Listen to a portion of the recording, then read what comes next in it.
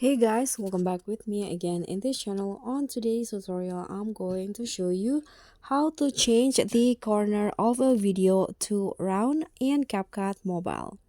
So there are lots of things that you can do to have a round corner video, but this is I'm going to show you a way. And here you can just add your videos into CapCut, then just click on it and find mask. Here select the rectangle option and you can see this is the masking for rectangle.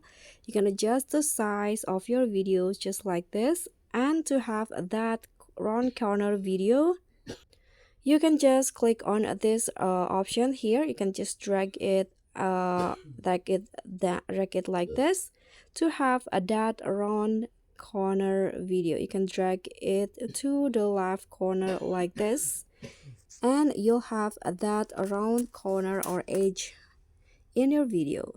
So that's all for me. Thank you so much for watching. Don't forget to like, comment, and subscribe. Also click on the thanks. Bye.